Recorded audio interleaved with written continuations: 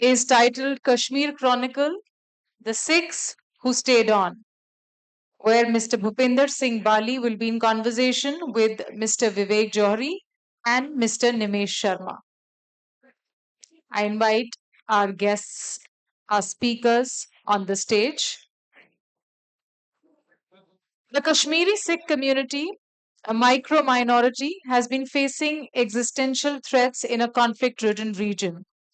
From the horrors of partition and the Kabali raids of 1947 to Chiti Singhpura, Mehjur Nagar, and other targeted killings, from the 3 decades of unrest to the abrogation of Article 370, the community has struggled for its social, cultural, and economic survival. Those Who Stayed, The Sikhs of Kashmir, is a docu-memoir by Mr. Bhupinder Singh Bali, in which, using a deft mix of research, reportage, documented and oral history, survivor testimonies, and personal anecdotes, he paints a vivid portrait of the Kashmiri Sikh community, often overlooked in mainstream narratives.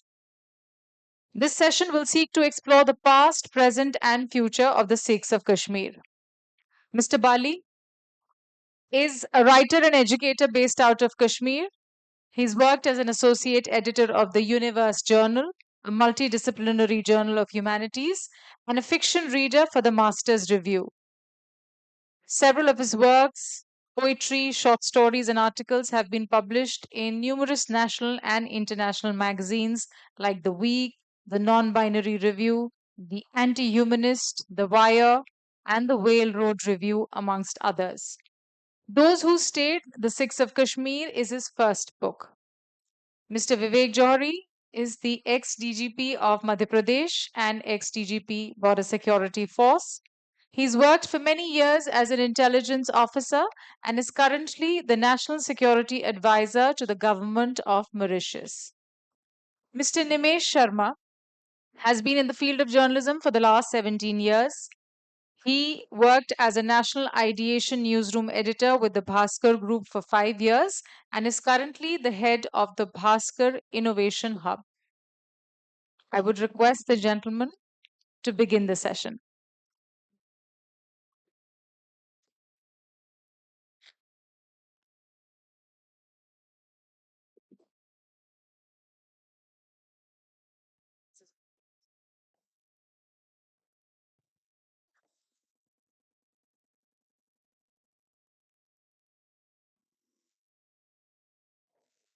नमस्कार दोस्तों।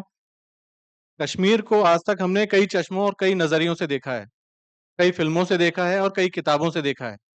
आज हमारे हाथ में एक नई किताब है जिसका नाम है those who stayed the six of Kashmir. इसे भूपिंदर जी ने लिखा है और आज हम भूपिंदर जी से इसी किताब के बारे में जानने की कोशिश करेंगे कि इस किताब में क्या है, क्या नया है और ये किस तरीके से कश्मीर की कोई नई बात हम लोगों के सामने रखती है। तो भूपिंदर जी, पहला सवाल मैं आपसे ये करना चाहता हूँ कि आपकी ये जो किताब है, ये कश्मीर के किस नए पहलू को हम लोगों के सामने रखती है? जी, शुक्रिया निमेश जी। शुक्रिया जो भी यहाँ पे आए हैं ऑडियंस। तो ये बताने से पहले मैं आप सबसे एक छोटा-सा सवाल पूछना चाहूँगा। हाँ और ना का जवाब है। हाँ होगा तो आप हाथ खड़ा कर दें। आप में से कितने लोगों को ये पता है कि कश्मीर में सिख रहते हैं, पिछले 500 साल से रह रहे हैं और वो वहाँ के मूल निवासी हैं? तो ये एक मेजर नया पहलू है मेरी बुक का, क्योंकि जब भी हम सिख को देखते हैं तो हम उसको एसोसिएट करते हैं पंजाब के साथ। बट सिख्स बाकी स्टेट्स में भी रहते हैं और स्पेशली जब मैं कश्मीर की बात करता हूँ तो जो कश्मीरी सिख्स हैं वो वहाँ पे हमारे पहले गुरु गुरु नानक देव जी के टाइम से रह रहे हैं। तो हम वहाँ की एक एथनिक पॉपुलेशन है, हम वहाँ के मूल निवासी हैं। ये चीज़ एक लेमैन को पता हो या ना पता हो, लेकिन एक एजुकेटेड कम्युनिटी को भी कहीं न कहीं इस चीज़ के बारे में एक काफ़ी वॉइड, एक काफ़ी वैक्यूम, एक काफ़ी इग्नोरेंस रहता है। दूसरी चीज़ है कि आप आज की डेट में भी अगर आप गूगल करते हैं कश्मीरी सिख्स या सिख्स ऑफ कश्मीर, तो आपको कोई ज़्यादा इन्फॉर्मेशन नहीं मिलती। एक वैक्यूम ऑनलाइन में भी है हमारे बारे में, हमारी एग्ज़िस्टेंस के बारे में, जिसके बारे में आपको हार्डली जो 2 मेजर इंसिडेंट्स हैं, जो चिट्ठी सिंहपुरा का एक इंसिडेंट हुआ था 2000 में और महजूर नगर का एक इंसिडेंट हुआ था 2001 में, उसके अलावा आपको कोई ज़्यादा डिटेल नहीं मिलेगी कश्मीरी सिक्स के बारे में। तो मेरी बुक एक तो ये चीज़ प्रोड्यूस करती है कि वो बताती है, हमारी आइडेंटिटी को रिक्लेम करती है, बताती है कि कश्मीरी सिक्स जो हैं वो एग्ज़िस्ट करते हैं। उसके अलावा मेरी बुक में क्योंकि ये बुक एक डॉको मेमोयर है, जो इसका जॉनर है वो डॉको मेमोयर है, तो डॉको से हमारा मतलब है डॉक्यूमेंट्री। तो डॉक्यूमेंट्री के तौर पे बुक में आपको न्यूज़पेपर कटिंग्स मिल जाएँगी, फ़ोटोग्राफ्स मिल जाएँगे, पर्सनल इंटरव्यूज़ मिल जाएँगे, जो सर्वाइवर्स हैं 1947 के, उनके साथ मैंने इंटरव्यूज़ किए हैं वो मिल जाएँगे आपको। जो 2000s में हुआ है, जो 2001 में हुए हैं जो मैसेकर्स, या जो पिछले लास्ट 35 इयर्स ऑफ मिलिटेंसी का जो दौर देखा है कश्मीर में, उन सब के आपको एक फैक्चुअल रिसर्च बेस्ड पहलू मिल जाएँगे बुक में। और जो मेमोयर का पार्ट है, उसमें बुक में प्राइमरली मेरी लाइफ स्टोरी है। मेरे वाइफ जो केरला से हैं, मैं कश्मीर से हूँ, हमारे क्या कल्चरल डिफरेंसेस हैं, हमारे क्या रिसेप्शनल डिफरेंसेस हैं कश्मीर को लेके, मैं वायलेंस को कैसे देखता हूँ, वो वायलेंस को कैसे देखते हैं। मेरे लिए एक कॉन्फ्लिक्ट वाले रीजन में रहने की वजह से पीस का क्या मतलब है, हमारा सबकॉन्शियस एक बॉम्ब ब्लास्ट को कैसे देखता है और उनका कैसे देखता है, वो सारे डिफरेंसेस मेरी पर्सनल स्टोरी में आते हैं। और उसके साथ साथ being a Sikh, I become the mouthpiece of a larger community of Sikhs living in Kashmir. तो जो बाकी सारे पहलू हैं बुक में, वो उसके थ्रू निकल के आते हैं।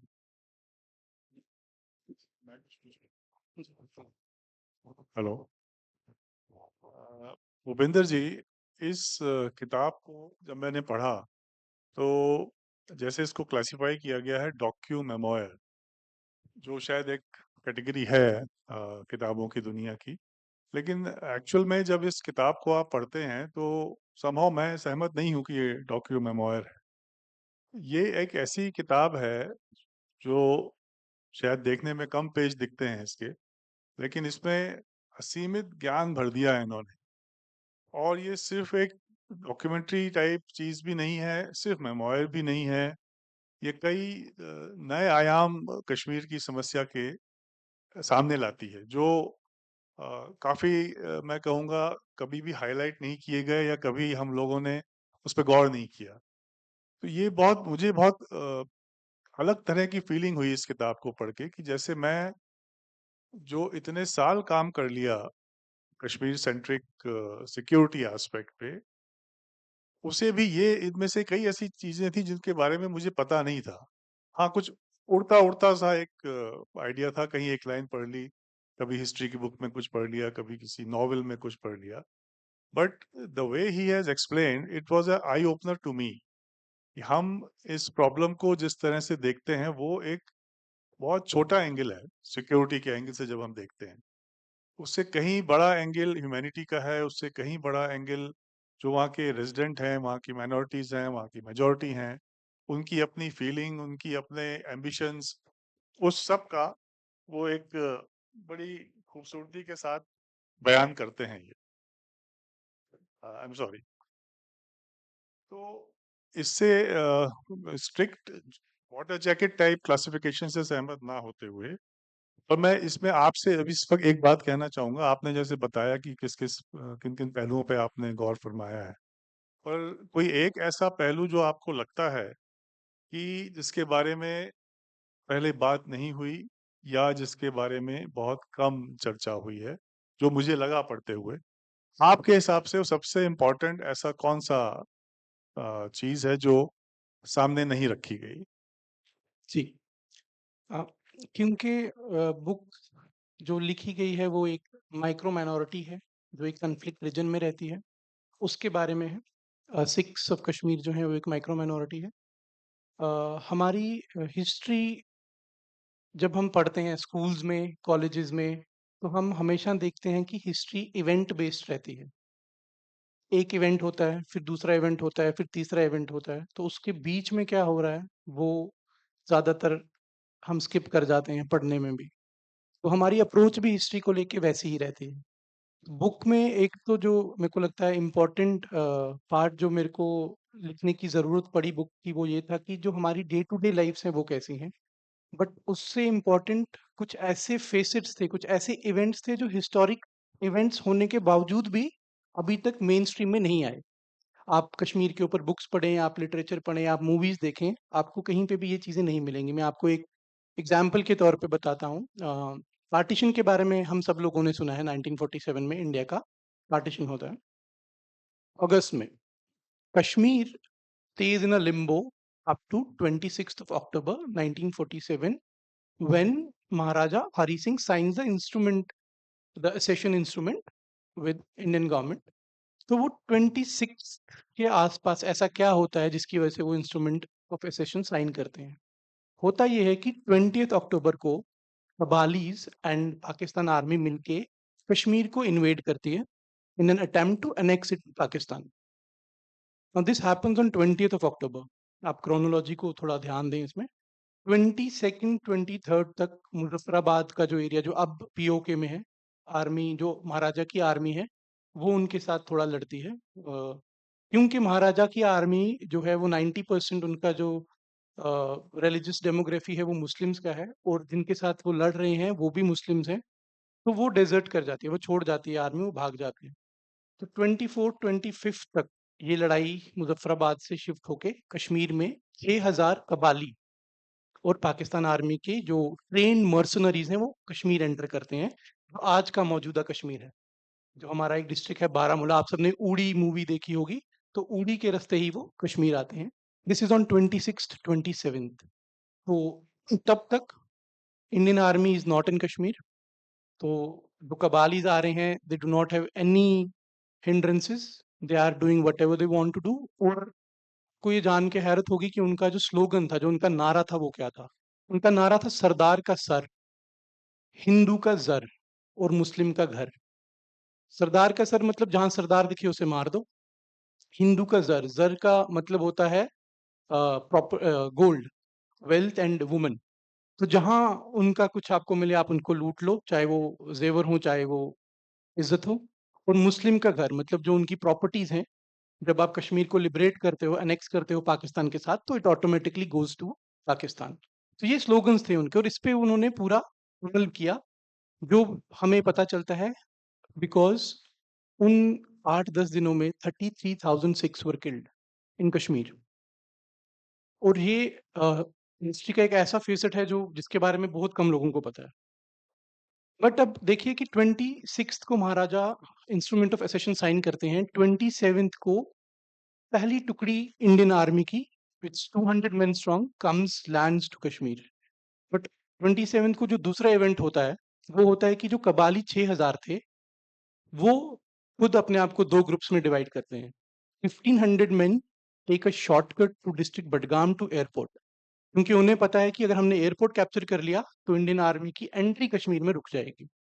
And the second contingent of 4500 कबालीस, they ransack, they burn everything in Baramulla, kill mercilessly. बहुत बहुत कुछ आप पढ़ेंगे बुक में, जो सर्वाइवल स्टोरीज के ऊपर मैंने काम किया है, क्या क्या हुआ है। फॉर एग्जाम्पल वहाँ पे जो लोकल्स बताते हैं कि वो अपना गांव छोड़ के इसलिए चले गए थे क्योंकि वहाँ पे एक सेब का बाग था, जिस सेब के बाग में सारे सेब के पेड़ों के ऊपर सरदारों के सिर काट के लटका दिए गए थे। तो वो जो उनका ट्रॉमा था, लोकल्स भी अपने गांव छोड़ के चले गए थे, कह रहे थे कि हम ये देख नहीं पा रहे। तो अब होता क्या है, 27 को जब आर्मी आती है तो वो इस 4500 स्ट्रॉन्ग कंटिजेंट को पटन में एंगेज करती है। उन्हें ये आइडिया भी नहीं है कि दूसरे साइड से जो दूसरा 1500 कबालीज हैं वो एयरपोर्ट की तरफ जा रहे हैं। अब यहाँ पे क्या होता है, जो कश्मीरी सिख्स हैं वो एक बैटल लड़ते हैं 28th 29th 30th 31st। 4 दिन तक लोकल लोग, लोकल कश्मीरी सिख जिनके पास हार्डली कुछ 20 से 25 राइफल्स रही, अपनी तलवारें रही, शेरवोले कार का जो एक्सेल होता है उससे वो तोप बना रहे हैं। जो उनके पास कॉइन्स हैं उसको पिघला के वो बुलेट्स बना रहे हैं। तो वो उन्होंने 4 दिन तक कबालियों के साथ लड़ाई की, 31st तक। उसमें जो 1500 स्ट्रॉन्ग कबाली थे, they reduce the number to 600 and on 31st major Somnath Sharma, जो वहां पे शहीद भी होते हैं, जिनको बाद में परमवीर चक्र भी मिलता है, ही landed in Kashmir on 31st। But अभी तक कोई भी सर्वाइवर बडगाम एरिया से नहीं आया, तो उनका भी जो कंटिजेंट है वो भी पटन चला जाता है। और ये कबालीज जो हैं, क्योंकि लोकल्स भी कोई इन्फॉर्मेशन नहीं दे रहे, तो वो कबालीज आगे की तरफ मार्च करते हैं। बट जो कुछ सिख बच गए थे वहां से, वो आते हैं, वो इंडियन आर्मी को इन्फॉर्म करते हैं। तो 2 नवंबर को, अब लेकिन 6 दिन का gap, Sikhs hold the battle hard mercenaries कबालीज को वो होल्ड करके रखते हैं, ताकि वो एयरपोर्ट ना पहुंचे और एयरपोर्ट को कैप्चर ना करें। On 2 November, Major Somnath Sharma, along with his 200-300 men, they fight Kabalis, 600 Kabalis. He is martyred in the process, but another contingent of Indian army has come as a backup and they push away the Kabalis. And 4th को throughout Kashmir जो Kabalis हैं उनको निकाल दिया जाता है। अब important समझें इस लोकल सिक्स की बैटल की, कि अगर हम ये 6 दिन, ये 4 दिन बीच में से डिलीट कर देते हैं, तो जो कबाली का कंटिजेंट एयरपोर्ट जा रहा था वो 27 या 28 को एयरपोर्ट कैप्चर कर चुका होता, और आज की डेट में कश्मीर पाकिस्तान का हिस्सा होता। क्योंकि जो आर्मी लड़ रही थी वो 200 थी और जो कबालीज थे वो 6000 थे, और एयरपोर्ट कैप्चर हो जाता है तो कश्मीर आने का कोई दूसरा रास्ता के पास नहीं है। जो है वो मुगल रोड्स पुराने थे, वो दैट वाज नियरली इम्पॉसिबल कि उस चीज को एक पुल भी उड़ा दें तो आपका सारा इंफ्रास्ट्रक्चर बैठ जाता है। And it was a very hard route, because Kashmir winters पे आज की डेट में भी when we have all the modern infrastructure, हमारे रास्ते बंद रहते हैं। Think about 1947 and think about the Mughal road. So वो एक बहुत इंपॉर्टेंट फेसेट है जो हमेशा से ऑमिट होता रहा है मेन स्ट्रीम हिस्ट्री से, जिसके बारे में मैंने कुछ इंटरव्यूज किए जो 47 के सर्वाइवर्स हैं, उनसे मैंने बात की। उन्होंने बताया कि क्या क्या उन्होंने देखा, कैसे उन्होंने लड़ा, कैसे उन्होंने अपने घरों में, जो उनको जब उन्हें ये डर आ गया कि अब कबाली इज्जत लूटेंगे, तो 30-30, 40-40 वुमन एक घर में अपने आप को सेल्फ एमोलेट करती हैं। तो वो सब कुछ जो पार्टीशन का हमने पंजाब और पाकिस्तान बॉर्डर पे देखा है, वो सब कुछ कश्मीर में भी होता है, लेकिन वो हिस्ट्री से बाहर रहता है। तो ये कुछ चीज़ें हैं, मेरे को लगता है, जो बहुत इम्पोर्टेंट थी, जो मैंने बुक में ऐड की हैं। हेलो। यस, मैं इस बात से बिल्कुल सहमत हूँ, क्योंकि जो हिस्ट्री हम लोग स्कूल में पढ़ते रहे, उसमें इन घटनाओं का जिक्र नहीं के बराबर है। कबाली आक्रमण हुआ और भारतीय सेना को रश किया गया, उन्होंने मुकाबला किया और उनको भगाया।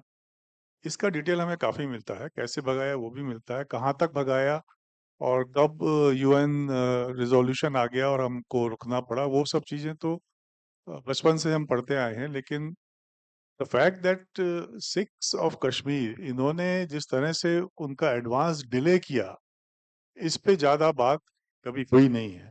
और ये चीज़ इस किताब में बहुत खूबसूरती से आई विटनेस अकाउंट, आई विटनेस तो नहीं, कुछ जो सर्वाइवर थे उन्होंने जो गैदर कर रखा था, उनसे बात करके आपने उसको डॉक्यूमेंट किया है। That was really commendable. ऐसे ही और भी चीज़ें हैं, आप किताब पढ़ेंगे तो डेफिनेटली आपको और डिटेल्स मालूम पड़ेंगे। निमेश, आप कुछ पूछना चाहेंगे? जैसे जो आपने ये कहानियां बताई हैं, ये वाकई विवेक सर का कहना भी ठीक है कि हम लोगों को कभी पढ़ाई नहीं गई है। इसके बारे में कभी उस ताकत से बात भी नहीं की गई है। आपकी किताब में एक किस्सा है, एक पूरा का पूरा चैप्टर है लैंडलॉर्ड टू टेनेंट्स। 1989 से 91 तक के वो 3 साल, वो कैसे थे? देखिए, 89 था वो साल जब कश्मीर में जो मिलिटेंसी थी वो स्टार्ट हुई। टू बी एक्यूरेट, सितंबर में कालाल जी टपलू को 20th of सितंबर को उनको मारा जाता है, जो बीजेपी के कार्यकर्ता हैं। The chain starts from there and I was born on 30th of October the same year. तो मैंने बुक में मेंशन भी किया है कि जब मैं पैदा होता हूँ तो जो नर्स है वो कश्मीरी पंडित थी, तो उन्होंने भी कहा था कि एक और उग्रवादी आ गया। तो वो हल्का सा जोक अगले 1 साल में कैसे पूरे कश्मीरी पंडित्स का जो वहां से एक एक्सोडस हो जाता है, वो आप समझें कि मेरे लिए चैप्टर का नाम, जो टाइटल था, वो लैंडलॉर्ड टू टेनेंट्स क्यों था, वो मैं आपको बताता हूँ। बट उससे पहले मैं आप लोगों को एक छोटा सा आइडिया दे देता हूँ कि 89, 90 और 91 कितना वायलेंट रिडन रहा है। 89 में 79 सिविलियन किलिंग्स होती हैं सितंबर से लेकर दिसंबर तक। 13 या 14 सिक्योरिटी पर्सनल्स को मारा जाता है। बॉम्ब ब्लास्ट होते हैं, पब्लिक बसेस में ब्लास्ट हो रहे हैं, बट ये ट्रेलर है। 90 में ये फिगर रेज होता है 1200। On an average 3 people are killed every day, जिसमें से almost 800 or 670 680 are civilians, and बाकी जो हमारे सिक्योरिटी पर्सनल्स एंड जो उनके मिलिटेंट्स हैं वो हैं। 91 में the figure again raises to 1400, 900 are civilians, sorry, 600 are civilians, almost 670 are the militants killed, and the rest of them are the security personnel. तो इस टाइम पे आते आते आप देखें कि सिविलियंस की किलिंग बढ़ चुकी है, एक पूरी कम्युनिटी कश्मीरी पंडित्स की एग्जोडिस कर चुकी है। ऑलमोस्ट 70 to 90% जो उनके फिगर्स बताते हैं, जो बाकी बुक्स में भी आता है, वो लोग वहां से माइग्रेट हो गए हैं, जो जम्मू दिल्ली शिफ्ट हो गए हैं, और वो वायलेंस चल रहा है। सिक्योरिटी फोर्सेस और जो मिलिटेंट्स के बीच की कॉन्फ्रंटेशन है वो चल रही हैं। ये सब एक बैकग्राउंड के तौर पे मैं आपको बता रहा हूँ। बट 91 में ये चैप्टर क्यों लिखा मैंने, क्यों कहा कि लैंडलॉर्ड से मैं टेनेंट बन गया, क्योंकि हम जो मेरे ग्रैंडफादर थे, हमारा एक बहुत बाग थे, फार्म्स थे, राइस फील्ड्स थे, apricot, walnut, almond, Apple, cherry के हमारे प्लांटेशंस थे, बाग थे। बट उन्होंने फिर भी अपने बच्चों को एजुकेट किया था। तो मेरे एक अंकल, ताया जी जिनको मैं बोलूँ, वो आर्मी में ब्रिगेडियर थे। तो और जो दूसरे थे वो डॉक्टर थे, और जो मेरे पापा हैं वो प्रोफेसर थे। उस टाइम पे वो अभी एम्प्लॉय नहीं थे, बट सब पढ़े लिखे थे। तो 91 के सितंबर में क्या होता है कि मेरे जो कर्नल अंकल हैं, उनको घर से अबडक्ट किया जाता है और उनकी किलिंग होती है। जो मिलिटेंट्स उनको अबडक्ट करके किल करते हैं, वो आए इसलिए होते हैं क्योंकि उनके छोटे ब्रदर का एक्सीडेंट हुआ होता है, तो उसके फनरल से उनको किडनैप किया जाता है। तो एक दिन में हमारी फैमिली 2 डेथ्स देखती है मिलिटेंसी के चलते, जो हमारे पूरे स्ट्रक्चर को एक हिसाब से तोड़ देती है, जिसके चलते हम कश्मीर से चले जाते हैं, जम्मू में माइग्रेट हो जाते हैं। बट क्योंकि आपके रूट्स होते हैं, आप किसी नई जगह पे जाके एडजस्ट करना आपके लिए बहुत मुश्किल होता है, तो हम 5-6 साल के बाद जब वापस आते हैं, तो हम एक किराए के घर पे रहते हैं। सिटी में एक 2 बीएचके 1 बीएचके लेके हम वहाँ पे रहते हैं। तो वो है चैप्टर का जो क्रक्स है, कि एक लैंडलॉर्ड, एक जिनके पास 50-100 लोग उनके बागों में काम करते हैं, वो आके फिर एक 1 बीएचके 2 बीएचके में वो एज़ अ किराएदार रहते हैं। तो वो था उस चैप्टर को लिखने का, उस चैप्टर का टाइटल वहाँ से आता है। मेरा मानना ये है कि जो आपने चैप्टर का नाम दिया है, वो सिर्फ एक आपकी कहानी नहीं है। मुझे लगता है वो उन हज़ारों कश्मीरी पंडितों की और सिखों की कहानियाँ हैं, जिन्होंने अपने घरों को छोड़ा और वापस जब वो लौटे, तो किराएदार बन के लौटे। बिल्कुल, बिल्कुल। देखिए मेरा कहाँ इसका मेमोयर का जो पार्ट है वो एज़ अ स्पोक्स पर्सन लीजिए आप, एज़ अ रिप्रेजेंटेशन लीजिए आप ऑफ द लार्जर पॉपुलेशन। हम फिर भी वापस आए। कुछ तो ऐसे हैं जो वापस ही नहीं आए कभी, जो अभी तक वापस कभी कश्मीर नहीं लौटे। उनके ट्रॉमास ऐसे थे, जिनकी फैमिली में 4 3-3 4-4 मर्डर्स एक दिन में हो गए, वो तो कभी वापस ही नहीं आए। उनके घर अभी भी बंद पड़े हैं। तो हम तो चलो किराएदार बन के आए, वो तो आए ही नहीं। तो वो भी पॉपुलेशंस हैं। बहुत कुछ देखा है कश्मीर ने। मेरा एक सवाल था 91 का आपने उस पर जिक्र किया है। उसके बाद यदि हम now we come to the current scenario, 2021 की आपने एक घटना का जिक्र किया है इसमें, जिसमें एक सिख टीचर की भी गोली मार के हत्या होती है along with some others। Targeted killing थी वो। और वो टीचर, उनको आप जानते थे, उनके बच्चों को आप शायद ट्यूशन भी देते थे। उस घटना के बारे में थोड़ा बताएं, क्योंकि जैसा मैं समझ पाया हूँ उसने काफी हिला दिया था आपको और आपके परिवार को। जी, बिल्कुल। सुपिंदर मैम नाम था उनका, सुपिंदर कौर जी। वो गवर्नमेंट टीचर थे, प्रिंसिपल थे, एक डाउनटाउन में एक जगह आती है सौरा करके, वहाँ पे। और कोइंसिडेंटली पिछले 5-6 महीने से उनके बच्चों को मैं पढ़ा रहा था, उनके होम ट्यूशन उनके घर जाता था। उनके एक लड़का और एक लड़की थी, डीपीएस में पढ़ते थे, 4th और 6th में। तो मैं उनके घर ऑलमोस्ट हफ्ते में 5 दिन जाता था, और मेरी उनसे काफ़ी इंटरेक्शन होती थी, काफ़ी। मैं उनको पर्सनली जानता था। एक हिसाब से कि मेरे को पता था कि उनकी आइडियोलॉजी क्या है, वो अपने बच्चों को लेके कितना चिंतित रहते हैं, क्या वो बच्चों के फ्यूचर को लेके बात करते हैं मेरे से। तो वो सब एक आपकी एक फ़ैमिलियरिटी जब बढ़ जाती है किसी के साथ और फिर अचानक एक दिन आप मैं उस दिन स्कूल में पढ़ा रहा था अपने स्कूल में, जब मेरे फ़ोन पे बार-बार कॉल्स आना स्टार्ट हो गई, तो क्लास के बीच में आप उठा नहीं सकते हो, लेकिन जब इंसिस्टेंटली आपको कोई कॉल कर रहा है तो द पॉइंट यू थिंक कि शायद कुछ इमरजेंसी होगी। जब मैं कॉल उठाता हूँ तो मेरे को सबसे पहले ये कहा जाता है कि भाई घर चला जा।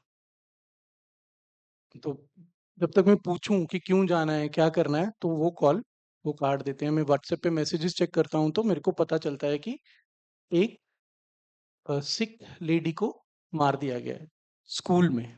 उसका आईडी कार्ड चेक करके जब पता चला है कि वो सिख है तो उसको मार दिया गया है। तो ये जो इन्फॉर्मेशन है ये आपको मिलती है जब आप पढ़ा रहे हो। तो आप इमेजिन करें कि आप किस इमोशन से उस टाइम पे गुजरेंगे कि क्या ये एक आइसोलेटेड इंसिडेंट है या फिर ये बाकी जगहों पे हो रहा है। हो सकता है कि नेक्स्ट मेरे स्कूल में कोई आ रहा है। तो ये सब कुछ उस टाइम पे दिमाग में आपके आ जाता है।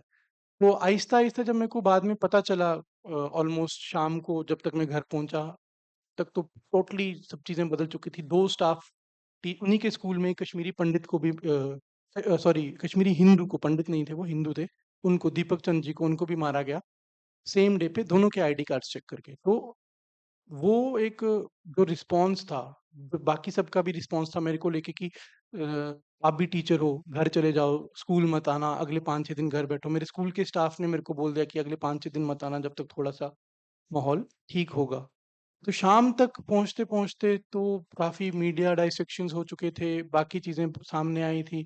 तो एक और चीज़ हमें पता चली थी वहाँ से कि जिस ऑर्गनाइज़ेशन ने उनको मारा था, टीआरएफ जो एक रेबेल फैक्शन था एचएम का, लश्कर का, तो उसने रिस्पॉन्सिबिलिटी ली थी कि हमने ये किलिंग की है। और जो उन्होंने रीज़न दिया था वो था कि सुखविंदर जी ने 15 अगस्त को स्कूल में भारत का झंडा लहराया था। अब वो सबने किया था। हमारे स्कूल में भी हुआ था, बाकी स्कूल्स में भी हुआ था।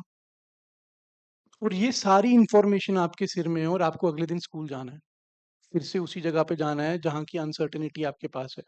तो आप भी इमेजिन कर सकते हैं कि क्या मेरे पे या बाकी जो भी गवर्नमेंट एम्प्लॉइज़ या टीचर्स रहे होंगे, जिनको एक थोड़ी-सी सिक्योरिटी रहती थी कि हम अपने वर्क प्लेस पे टारगेट नहीं होते हैं, बट उनको भी टारगेट किया गया उनके वर्क प्लेस पे। तो ये हाँ, उस जो इंसिडेंट है और उसी इंसिडेंट ने एक्चुअली मेरे को ट्रिगर भी किया बुक लिखने के लिए।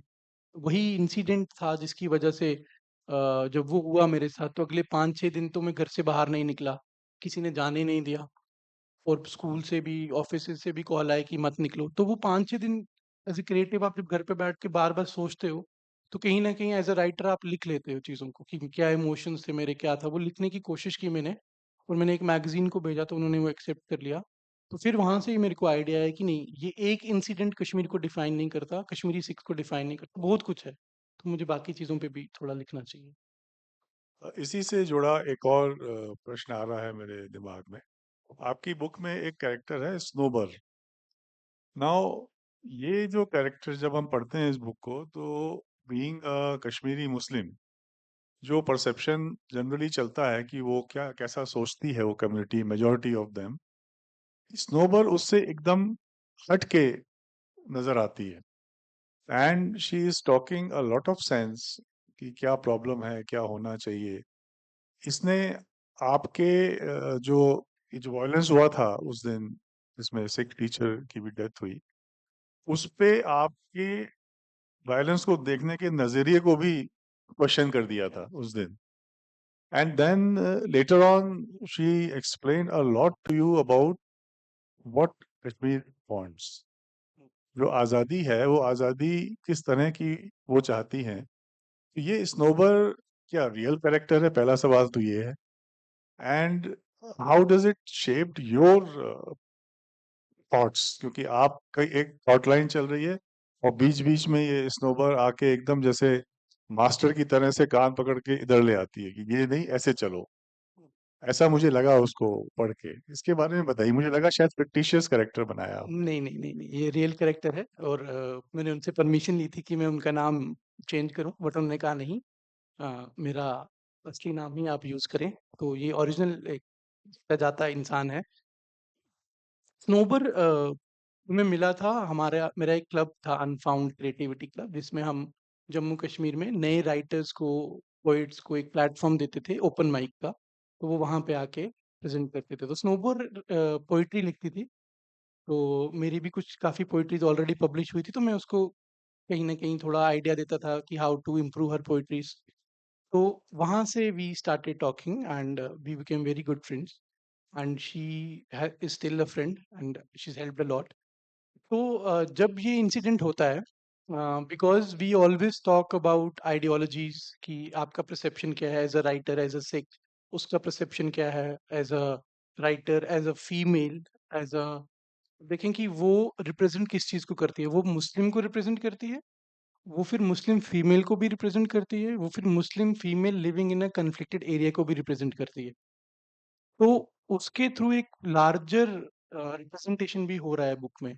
तो वो एक माउथ पीस है उस लार्जर रिप्रेजेंटेशन का भी, जिसके बारे में हम बात नहीं करते। तो जब वो इंसिडेंट होता है तो वो मेरे को कॉल करती है और वो मेरे को पूछती है कि आप बताएं कि आपको पता है कौन किस किस को मारा गया। मैं, सुपिंदर मैम का तो मेरे को पता था, तो मैं उनको बता देता हूँ।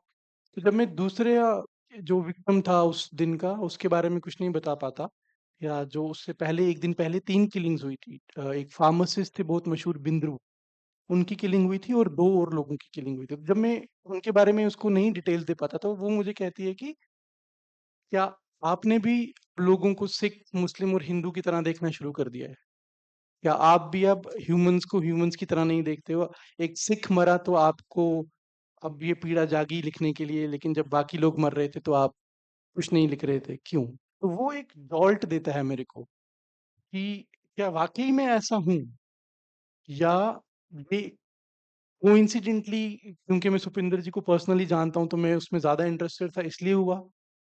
क्योंकि कश्मीर का एक, जब आप एक कॉन्फ्लिक्ट एरिया में बहुत साल रह लेते हैं तो आप कहीं न सबकॉन्शियसली आप चिल हो जाते हैं लाइफ एंड डेथ को लेके। आपको मतलब वो ह्यूमन लॉस इतना दिखता नहीं है, क्योंकि आपने इतना ज़्यादा वॉयलेंस देख लिया होता है कि आपके लिए वो, हाँ, ठीक है, डेली लाइफ है, मर रहे हैं लोग, ठीक है, चल रहा है। तो वो हो जाता है। बट वो, जब वो स्नोबर ने क्वेश्चन पूछा मुझसे, तो वो कहीं न कहीं उसने मेरे को ट्रिगर किया कि हाँ, ये एक्चुअली सच है कि अब हम सब लोगों ने लोगों को लोग ना देख के उनको आइडेंटिफ़ाई करना स्टार्ट कर दिया है कि ये सिख मर रहा है, ये हिंदू मर रहा है, ये मुस्लिम मर रहा है। ह्यूमन वैल्यू जो है, वो कहीं न कहीं हम सब भूल जाते हैं। और जो बाद में स्नोबर, जो आपका सेकंड पार्ट था क्वेश्चन का, जब वो बाद में बात करती है आज़ादी के बारे में, तो उसका उस टाइम पे भी जो वो व्यू था, वो उसने मेरे को, जब उसने हमारी बात हुई तो मैंने उसको कहा कि तुम ये व्हाट्सएप लिख के भेजो मुझे। मैं इसको एज़ इट इज़ बुक में यूज़ करना चाहूँगा, क्योंकि वो बहुत पावरफुल एक ओपिनियन था। एक, मैं आपको देखता हूँ, अगर मेरे को मिल जाता है, तो मैं आपको थोड़ा-सा पढ़ के सुनाता हूँ। 228 228 हाँ, मेरे पास है, मैंने यूज़ किया है। अरे! ये मार्क्ड भी है, इसका मतलब ठीक। हुँ, तो स्नोबर पूछती है मुझसे कि रूपी भैया, you asked me a question last time, do I want azadi? My answer is yes, I do. But azadi from what? I want azadi from suffering. Everywhere I look, people are suffering. As a Kashmiri born in the 90s, I have seen nothing but chaos and pain. A child in fifth grade should not have to worry whether she'll see her family alive by the end of the day because a crackdown and search operation was going on in her village while she was 5 kilometers away studying in her school. She should not be scared about party number one beating everyone mercilessly for no fault of theirs. She, in sixth grade, should not have to worry about party number two being by merrymaking and celebrating a wedding, and that leading to something awful like killings. There are countless examples of these. Whoever is fighting whoever defenseless people like the young me are suffering. I want an end to that suffering. आगे चल के वो मुझे और इस चीज को define करती है कि कैसे वो जो एक पॉपुलर परसेप्शन है कि मुस्लिम्स कश्मीर के आज़ादी चाहते हैं, वो बताती है कि आज़ादी तो ऑलरेडी हमारे पास एज अ वुमन किसी भी चीज़ की नहीं है। ऊपर कौन रहता है? पाकिस्तान रहता है, कश्मीर रहता है, इंडिया रहता है। एज अ फीमेल मेरे पास क्या आज़ादी है? डिसीजन मेकिंग के क्या राइट्स हैं मेरे पास? फिर वो बात करती है कि वो इंडिया के कंसेप्ट में कैसे अल्लाह ताला की मर्सी को देखती है। कैसे वो बताती है कि India as a concept, as a country with countless cultures, countless variety, जिसको हम बोलते हैं यूनिटी इन डाइवर्सिटी, वो सब कुछ चल रहा है, एक निज़ाम चल रहा है। वो इसीलिए चल रहा है, कोई हायर पावर उसको मेंटेन कर रहा है। वो उसमें अल्लाह की ब्यूटी ढूँढती है। वो नहीं चाहती कि कोई स्पेसिफिक चीज़, और वो बताती है कि अगर कल को पाकिस्तान कश्मीर पाकिस्तान के साथ चला जाता है, तो एक मेजॉरिटेरियन रूल हो जाएगा, और एक मेजॉरिटेरियन रूल किसी भी आदमी के लिए अच्छा नहीं है। और ये बोलती भी है कि अगर इंडिया में भी अगर हम बात करें, जहाँ की मेजॉरिटी हिंदूज है, फिर भी वो मेजॉरिटेरियनिज्म के अगेंस्ट हैं। तो ये बताता है कि मेजॉरिटी रूल कभी भी माइनॉरिटी के लिए, या कभी भी इवन मेजॉरिटी के लिए भी इसमें बहुत सारी रिस्ट्रिक्शंस आ जाती हैं, तो वो किसी भी ह्यूमन के लिए एक कंड्यूसिव एनवायरनमेंट नहीं बनाता रहने के लिए। तो वो उसका एक काफी डिफरेंट परसेप्शन था आज़ादी को लेके, कि आज़ादी from suffering, not from a political government, not from somebody else, but azadi from suffering. आपकी किताब में अगर स्नोबर्स जैसा कैरेक्टर है, तो आपकी किताब में कुछ चिट्ठियां भी हैं। ये चिट्ठियां थोड़ी डराने वाली हैं, क्योंकि ये वो चिट्ठियां हैं जो कुछ कश्मीरियों ने अखबार के एडिटर्स को भेजी है, जिसमें उनको लिखा गया है कि पंडित वायरस को हमें दोबारा नहीं लौटने देना चाहिए। तो मुझे ऐसा लगता है कि ये जो फैब्रिक है, इसमें दोनों ही तरह के लोग वहां दिखते हैं, जहां स्नोबर जैसे लोग भी हैं, और वहां पर कुछ ऐसे लोग भी हैं जो इस फैब्रिक को कभी भी खड़े नहीं होने देना चाहते। एक सवाल मेरा इसमें यह है कि इतना सब कुछ होने के बावजूद आज भी वहां पे जो माइनॉरिटीज हैं, उनमें कभी सेंस ऑफ सिक्योरिटी कभी नहीं आ पाता। जी, देखिए, कश्मीर का जो सोशल फैब्रिक है, जब हम बात करते हैं, हम कहीं ना कहीं, आपने भी जब क्वेश्चन किया तो अ, वही चीज हुई दोबारा, कि हम कश्मीरी और मुस्लिम को कहीं ना कहीं एक ही आइडेंटिटी बना देते हैं। आपने भी नहीं बोला कि कश्मीरी मुस्लिम ने लिखा, आपने बोला कश्मीरी ने लिखा। तो वो Kashmiri on a larger scale, आज भी अगर हम बात करें, तो हम कश्मीरी को, कश्मीरियत को, कश्मीरी को मुस्लिम से आइडेंटिफाई कर देते हैं, और कश्मीरियत को इस्लाम से आइडेंटिफाई कर रहे हैं, जबकि वहाँ पे बाकी कम्युनिटीज भी रहती हैं। तो जैसे कि आप बोल रहे हो कि हाँ, ये न्यूज़पेपर के रिलेटेड टू एडिटर्स हैं, जो बुक में मैंने जिनकी फोटोग्राफ्स आपको मिलेंगे। 90s में लोगों के घरों के बाहर न्यूज़पेपर्स में ये छापा जाता था, ये लिखा जाता था कि काफिरो भागो, है ना? तो वापस मत आओ, निज़ाम मुस्तफ़ा आने वाला है। तो ये स्लोगन्स वहाँ पे रहे हैं, बट ये कभी भी डिफाइन नहीं करता है एक पूरी पॉपुलेशन को। कुछ फ्रैक्शन ऑफ लोग कुछ चीज़ें करते हैं, जिसकी वजह से एक लार्जर पॉपुलेशन जो है, वो कहीं न कहीं बदनाम हो जाती है। बट जो सेंस ऑफ सिक्योरिटी की आप बात कर रहे हैं, 90s में वो सेंस ऑफ सिक्योरिटी तो था ही नहीं, क्योंकि उस टाइम पे बहुत ही ज़्यादा हालात खराब थे। और जो 90s में पैदा हुए, उन लोगों ने तो पीस कभी देखी ही नहीं। बट जो 80s में पैदा हुए थे, जिन्होंने थोड़ा टाइम पीस का देखा था, और फिर 90s में आए, उनके जब वो अपने पीक ऑफ देयर यूथ पे, या अपने बचपने में 90s में आए, तो उनके लिए चीज़ें उलट हो गई। तो वो सेंस ऑफ सिक्योरिटी किसी भी सिविलियन में नहीं रहा, माइनॉरिटीज़ में भी नहीं था, मेजॉरिटी में भी नहीं था, क्योंकि आप एज़ अ कोलैटरल मर रहे हैं। आप वहाँ पे कहीं पे एनकाउंटर चल रहा है आर्मी एंड मिलिटेंट्स के बीच में, और आप बीच में से जा रहे हैं, तो you can be easily shot. मेरे साथ हुआ, इट्स लाइक 2016 में मैंने अपनी नई गाड़ी ली, और गाड़ी लेने के साथ ही मैंने एक हेडफोन ले लिए। तो मैं गाड़ी चला रहा था हेडफोन लगा के, तो सुन रहा था कि हेडफोन की आवाज़ कैसी है। लाउड पे था वो, और वो एरिया एक हाईवे का एरिया है, बहुत ही शांत एरिया है। तो मैं आगे जा रहा हूँ, बाकी सारी गाड़ियाँ रिवर्स आ रही हैं। मेरे को लगा कि ये क्या कर रहे हैं लोग? जब मैंने हेडफ़ोन उतारे तो मेरे को पता चला कि वहाँ पे शूट आउट चल रहा है।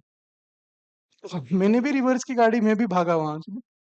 ऐसे कुछ लोग हैं जो नहीं भाग पाते।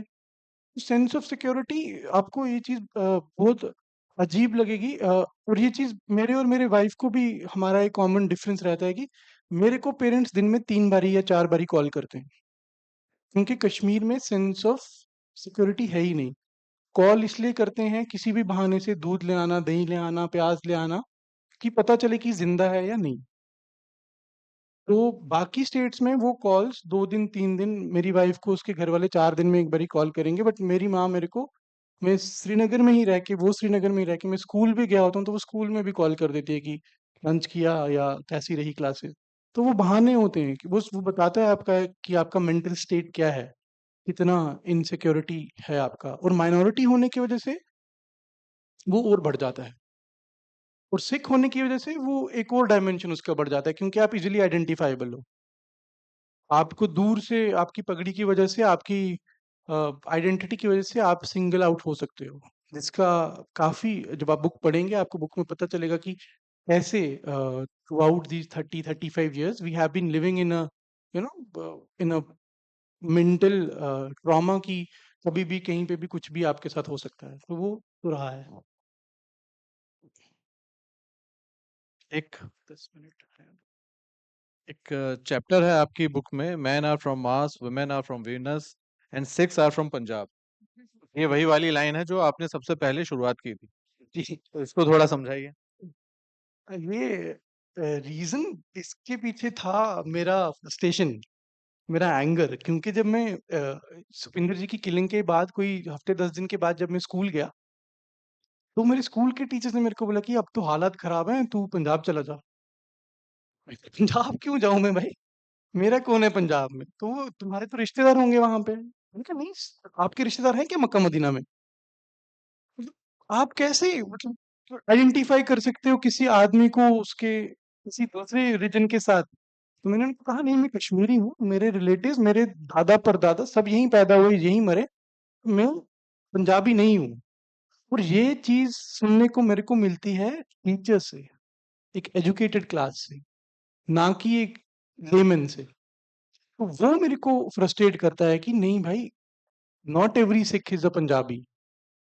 We are in other states also. Assam में सिख हैं, वो असामी हैं। गुरु नानक के टाइम से वहाँ पे भी रह रहे हैं वो लोग। हम कश्मीरी हैं, हम, वो है कि आइडिया ही नहीं है किसी को, तो वो रिक्लेम भी करना था मेरे को। और बुक का वो, मेरे को लगता है एक बहुत अच्छा, जो मेरे को फीडबैक भी मिला काफ़ी लोगों से, खासकर जो कश्मीरीज़ बाहर रह रहे हैं कनाडा, ऑस्ट्रेलिया में, तो उन्होंने भी कहा कि जब आपने बुक लिखी तो हमारे पास एक वैलिड डॉक्यूमेंट बन गया हमारी आइडेंटिटी को बताने का। इससे पहले जब हम बताते थे तो कहते थे कि आप पंजाब से गए हो, तो वो कहीं न कहीं हम रिक्लेम कर रहे हैं आपकी बुक बता के उनको कि ये देखो हम कश्मीरी हैं और हम वहीं रहे हैं। अ, मेरा मानना है, अच्छा सर करिए। टाइम थोड़ा कम है, लेकिन एक दो बात कहे बिना तो मैं नहीं रह पाऊंगा। इस बुक में जिक्र है आपकी बेटर हाफ का, मिसेस बाली, जो मलयाली हैं और केरल से हैं, और शादी के बाद वो केरल जैसे शांत इलाके को छोड़ के कश्मीर इनके साथ रहने पहुंची हैं। उनका भी मैं रोल देखता हूँ एक्चुअली। मुझे कई बार पढ़ते पढ़ते लगता था कि शायद उनको आपका इस बुक का को ऑथर होना चाहिए। So बिल्कुल। she was constantly debating, giving her views, correcting her views also at times when he was able to convince, which obviously husband बहुत कम convince कर पाता है वाइफ को, बट फिर भी ये कभी कभी कर लेते हैं। तो उनको मैं जरूर इस बात की एक तारीफ करता हूँ, मैडम इंदु बाली का। जी, आई थिंक वो यहाँ हैं या नहीं है, आई एम ये नॉट सामने श्योर। ही बैठे। अच्छा, सामने ही तो बैठी हैं। मैं इनके लिए एक बार सबसे ताली जरूर चाहूंगा। इन्होंने ये बहुत बड़े सपोर्ट की तरह आपके साथ आती है, जैसे एक स्नोबर कैरेक्टर है स्ट्रॉन्ग, ऐसे ही एक मैडम भी बहुत स्ट्रॉन्ग कैरेक्टर है आपके इसमें, इसलिए मैं इसका जिक्र जरूर करना चाहूंगा। और दूसरा, आपका, as we all know, Kashmir is a very vast subject, और इस पे काफी लंबी बात की जा सकती है, काफी लंबा लिखा भी जा सकता है। लिखते समय आपको क्या कभी कोई डिलेमा लगा? कभी आपको लगा कि ये लिखूं या ना लिखूं? और इससे जुड़ा हुआ एक सवाल है जो थोड़ा सेंसिटिव होगा, आप जवाब देना चाहें तो जरूर दें, ना देना चाहें तो छोड़ दीजिएगा। तो सेंस ऑफ इनसिक्योरिटी है वो आफ्टर रिमूवल ऑफ आर्टिकल 370, उस पे आपने ज्यादा बोला नहीं है उस बुक में। तो इस पे थोड़ा आप कहना चाहेंगे डिलेमास थे या डेलिबरेटली छोड़ा है आपने? देखिए, एज अ राइटर और as a writer in this age, मुझे लगता है बाकी भी जो राइटर्स हैं या जो एस्पायरिंग राइटर्स यहाँ बैठे होंगे वो भी इस चीज़ पे एग्री करेंगे कि सेंसरशिप और कैंसिल कल्चर बहुत बढ़ गया है। बहुत सारे इज़म्स आ गए हैं, बहुत सारे नए जेंडर्स आ गए हैं, बहुत सारी ऐसी चीज़ें हो गई हैं, तो आपको पॉलिटिकली करेक्ट रहना है। आपको इतना ज़्यादा करेक्ट रहना है कि अगर आप कुछ भी किसी भी चीज़ के अगेंस्ट लिख रहे हैं तो आप इमीडिएटली कैंसल हो सकते हैं।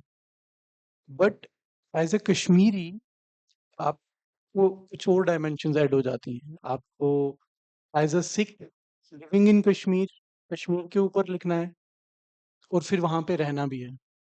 तो आप कुछ चीज़ें आउट एंड आउट नहीं लिख पाएँगे। But that goes for every person across the world, जो भी माइनॉरिटी कहीं पे भी रहती है। They don't have the privilege of being very bold and very open. कुछ जगह पे मेलो डाउन करना पड़ता है, बट कुछ चीज़ें जैसे आप 370 के बारे में कह रहे हैं, अ, वो एक्चुअली बहुत सही लिखा है मैंने, और जो ग्राउंड सिचुएशन को देख के लिखा है कि उसका कोई सिंगल आंसर नहीं है।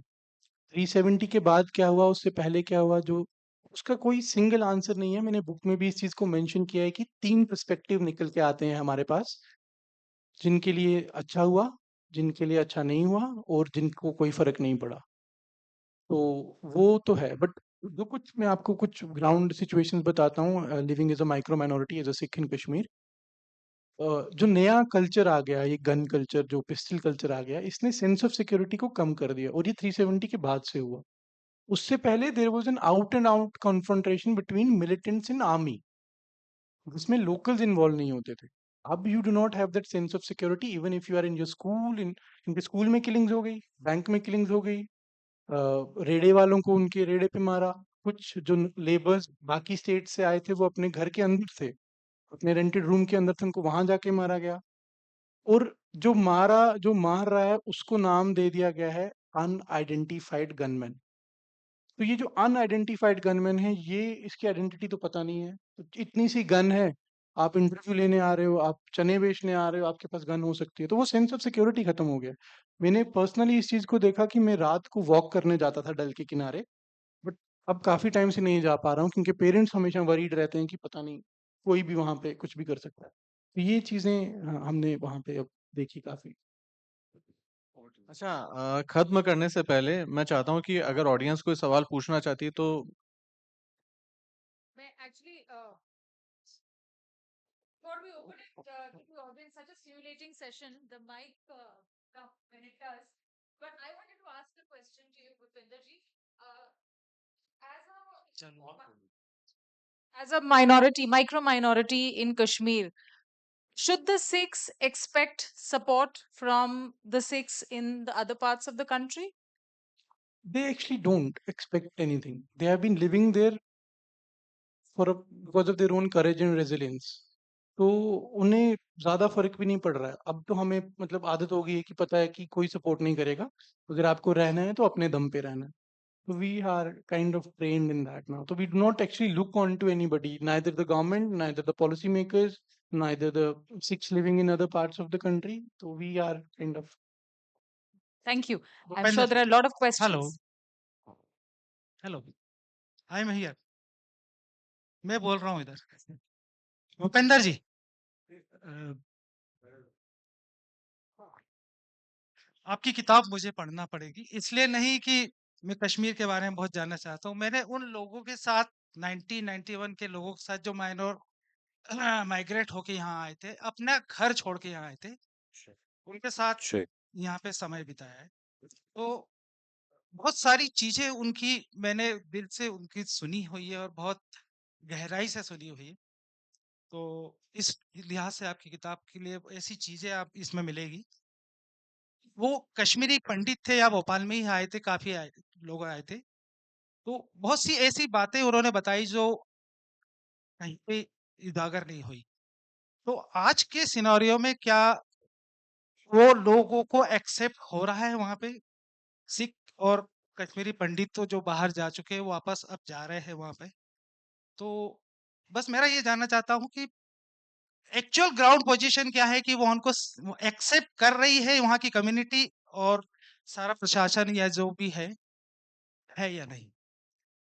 देखिए मैं फिर से उसी पोजीशन को यहाँ पे लूँगा कि इसका कोई डेफिनेटिव आंसर नहीं है। वहाँ पे हर किस्म के लोग आपको मिल जाएँगे जो एक्सेप्टेंस जिनमें बहुत ज़्यादा टॉलरेंस है, जो सबको एक्सेप्ट करते हैं, जो खुश हैं।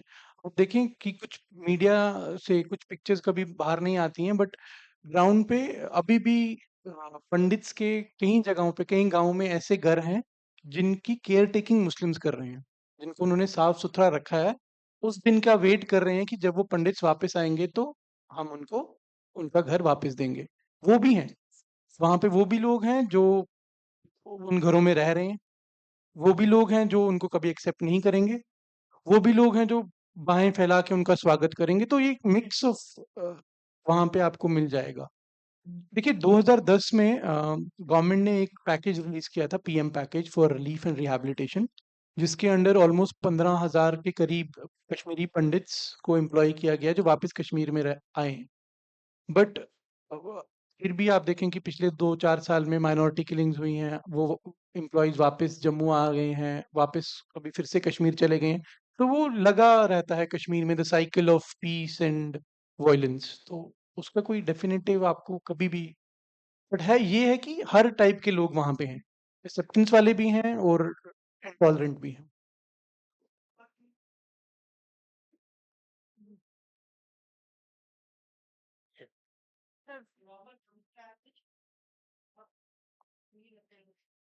देखिए जो 90s में उसी टाइम वापस चले गए 4-5 में महीनों के बाद उनका अभी तो काफ़ी लोग जा रहे हैं। अभी तो आप देखें लास्ट इलेक्शन में वहाँ पे कश्मीरी पंडित सरपंच भी आए हैं। तो वो बताता है कि जो स्टोरीज़ हैं वो हर जगह पे सेम नहीं है।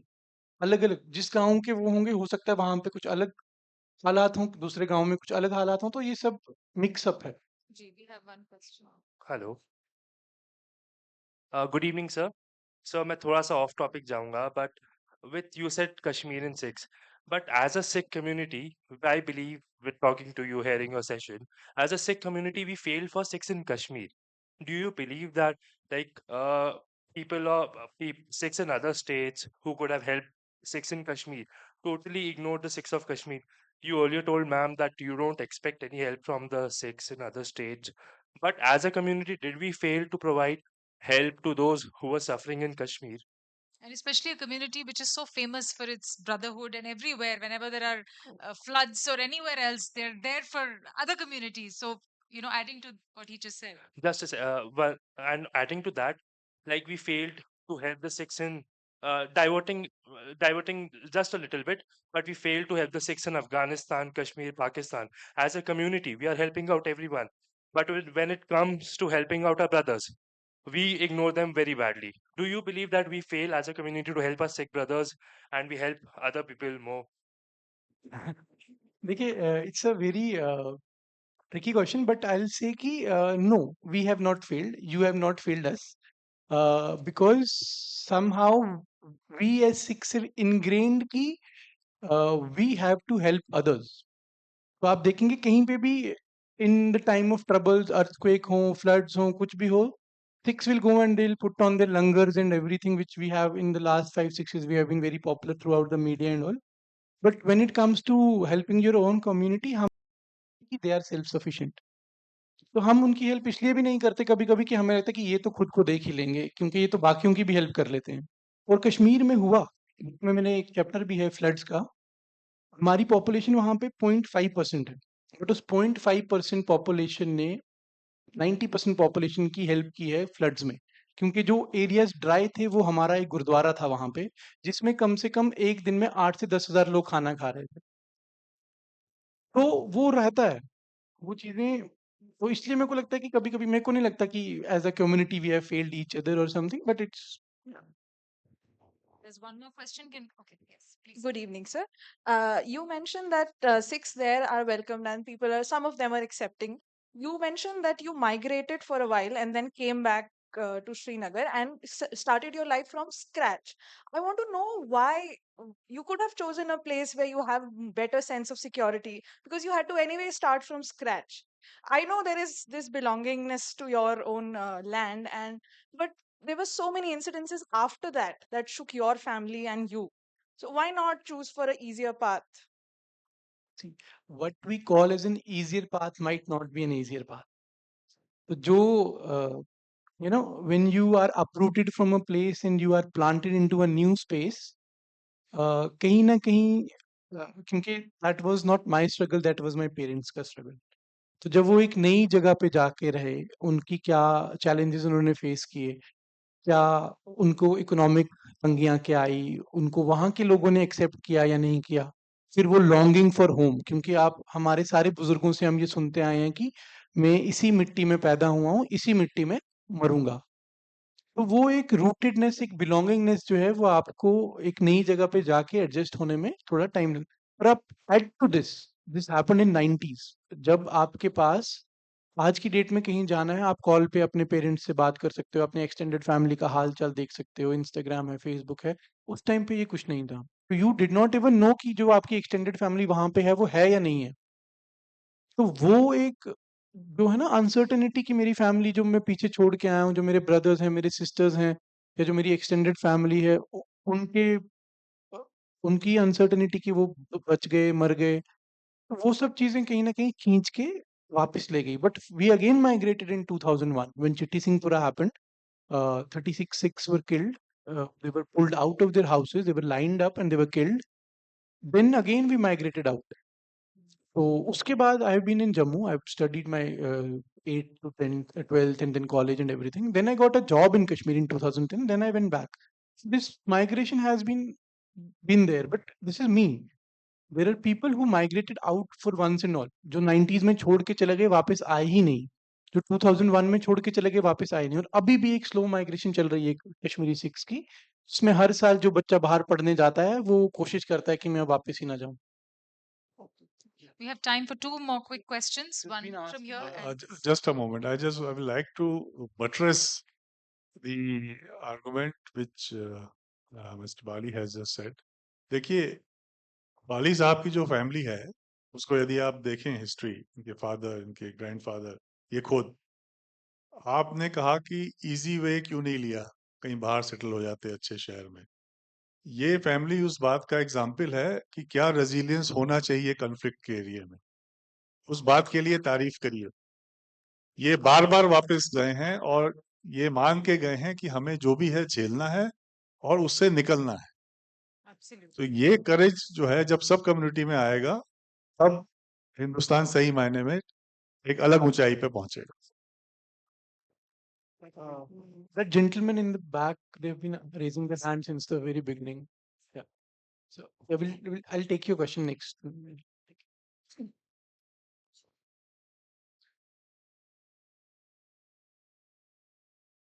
can use this. Thank you for giving me this opportunity. My question is quite straightforward. I was very impressed by your account of how the Sikhs took on the Kabalis and protected the airport. I would like to ask you, is that spirit of confrontation, of bravery, still persisting in the remaining Sikh community there? And if so, how are you or have organized yourself to confront any other possible challenge in future? Thank you. Thank you. So that remains. It's like we have been ingrained. We have been raised as being told stories of bravery and valor from the childhood. Our gurus fought the Mughal Empire, being a very minuscule population. They kept on fighting. They fought a number of wars. So somehow, on a child, it impresses upon that you belong to a brave community, you belong to a fighter community, and you have to protect others also. You cannot see injustice anywhere. So वो चीजें रहती हैं. So what happened in 47, that last stand was a very crucial stand, but I guess over the years, with in the last 2 3 decades, it has become very disorganized. Now we are living in small patches in different areas. A lot of younger population is already kind of migrating out of Kashmir, and I don't know, we are not prepared for any unforeseen circumstance like that if some kind of that kind of a future comes again. But then again, I know that in the time of adversity, somehow something pulls us together, and we will again rise up as a joint front and might fight back. So yeah, that I guess that should answer your question. One last a, question. Sir नमस्कार। मेरा सवाल आपसे ये था कि आपकी किताब और आपके वक्तव्य में 2 डेट्स बहुत इम्पोर्टेंट हैं। पहली है 1991 जब एक मास एक्सोडस और जिसे कई लोग मैसेकेर भी कहते हैं हुआ, और दूसरा है 2021 यानी 30 साल का एक फासला है। आज हम 2025 में हैं और मैं एक यूथ के हिसाब से सवाल पूछना चाहता हूँ कि how the youth of Kashmir has evolved in the last 35 years, क्योंकि एक बहुत बड़ा चैलेंज जो हम न्यूज़ रिपोर्ट्स और टीवी चैनल्स में देखते हैं कि अनएम्प्लॉयमेंट एक बहुत बड़ा इशू है, और उस वजह से भी वायलेंस बढ़ता है, उस वजह से भी क्राइसिस बढ़ता है घाटी में और कश्मीर में। तो मैं वो समझना चाहूँगा कि आप भी, क्योंकि एक आपने भी वो एक पीरियड देखा है 35 इयर्स का, तो हाउ वुड यू से how the youth of Kashmir has evolved in the last 35 years? Can you just define how do you identify youth? कौन से एज ग्रुप की बात कर रहे हैं आप? सर फोर्ब्स तो कहता है अंडर 30, तो मैं Okay, तो so let me answer based on that. So I'll take it to under 35. तो जो भी आज की डेट में 30 या 35 के बीच में है, he'll be born somewhere in 90s. Okay, and 90 is the time of utter chaos. Militancy is on the rise. People are being killed everywhere. उनके initial years of education has been gone very bad. Come their high school life, 2000, 2005, 6, 7, 10 तक, Kashmir is again in utter chaos. Amarnath shrine board का मसला, 2008 का election का मसला, बुरहान वानी का मसला, every other year schools are shut for 6 to 7 months. अब आप एक ऐसी पॉपुलेशन से क्या एक्सपेक्ट करेंगे कि वो कितनी कॉम्पिटिटिव होगी, जिसने पिछले 30 साल में 15 साल तो हड़तालें देखी हैं, जिसके करियर का जो गोल्डन पीरियड था वो घर पे बैठ के स्कूल ना जाके उसने किया है। तो वो सारे चैलेंजेस एक अलग चैलेंजेस हैं रेस्ट ऑफ इंडिया से। बट फिर भी आप देखें कि मेरी एज के स्पेशली कश्मीरी मुस्लिम्स, क्योंकि वहाँ पे सपोर्ट सिस्टम उनका बहुत स्ट्रांग है, we have actually evolved a lot. You will see a lot of entrepreneurs, you will see a lot of cafe owners, you will see a lot of boutique owners, shop owners. So वो कहीं ना कहीं वो कर रहे हैं grow. But on the other hand, the Sikhs have not been so fortunate because कहीं ना कहीं for us it's a very small support system. We are just a fraction of the population, and we live in separate patches in different districts and also एक अगर for example मैं एक cafe खोलता हूँ, तो मेरी जो ऑडियंस है, जो मेरा क्लाइंटेल है, वो सिख ही होगा, क्योंकि we have a stark difference of food. Muslims will eat halal and Sikhs will eat झटका. तो मेरे कैफे पे सिक्स ही आने वाले हैं, और अगर मेरी सिक्स की पॉपुलेशन ही 150-200 की है, तो I won't be able to make any money. वो सारे फैक्टर्स एड ऑन होते हैं. I have talked about these things in book कि एक बच्चे का स्कूल लाइफ कैसा है, स्कूल में आप कैसे एज अ माइक्रो माइनॉरिटी 500 बच्चों में एक सरदार बच्चा कैसे कर रहा है को एग्जिस्ट, आपकी बिजनेसेस कैसे हैं, क्योंकि बुक का एक इम्पॉर्टेंट फेसेट है आपकी डेली लिविंग, आपकी डे टू डे लाइफ. तो वो सारा कुछ मैंने कवर किया है बुक में. जब आप बुक पढ़ेंगे आपको एक अच्छा आइडिया मिल जाएगा कि सिर्फ इवेंट्स के नहीं, उसके अलावा भी क्या हमारे साइकोलॉजिकल ट्रॉमास हैं, मेंटल इश्यूज हैं, सोशल पॉलिटिकल, वो सब कहीं ना कहीं आपको उसकी एक झांकी मिल जाएगी. ठीक है. Thank you so much, Bhupinder ji, for such an insightful and stimulating session and for highlighting the hitherto unknown stories of the Sikhs in Kashmir and talking about unspeakable tragedies, both personal and in the community. Thank you for this session. I would now request Bhupinder ji only to ask a question to the audience, and the winner will get this book, Those Who Stayed the Sikhs of Kashmir, which has been written by Bhupinder Ji, and it's an author signed copy. So I'll concentrate on the literature only. There's a book. You have to name either the book or the author. The book talks about magic realism. It's a multi-generational story. Recently, Netflix has launched a multi-budget series on it. So can anyone name? There's a hand raised. Yes. Can you please take the mic? The last gentleman raised the hand first, I guess. Yeah, the gentleman raised first. So I don't remember the name of the book, but that guy wrote The Kite Runner, I believe. No. Okay, sorry. So we'll give her a chance. She's also. Thousand Years of Solitude. 100 Years of Solitude is the right answer. Thank you. Yeah. And Gabriel Gracious Marquez is the right one. Book. Ma'am, can we request you to come on the stage, and then Bhupinder Ji will give you the book?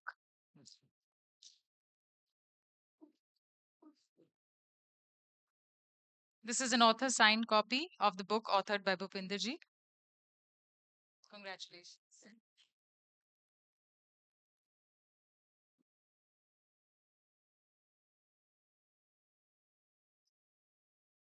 Thank you so much.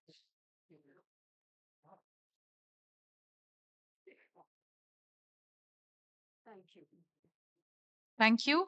And I now request Abhilash Ji to present the BLF memento to our experts, to our author and discussants.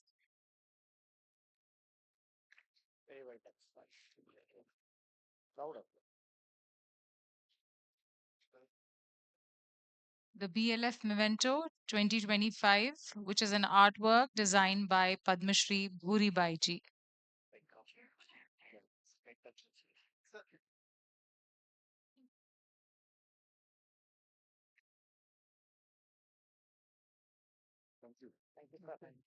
Thank you so much, Mr. Bhupinder Singh Bali, Mr. Vivek Johari, and Mr. Nimesh Sharma. Here comes that. Oh, I can't be quicker than that. Same thing, but we have only time to save time. Yes, sir. ये मैं चले जाऊंगी जोरी साहब को किताब दिख नहीं है तो आपने क्या मैं मेरे पास किताब है, इनके साइन ले लूंगा बिना हाँ बिना इनाम जीते हाँ फोटोग्राफ देखी ये पकड़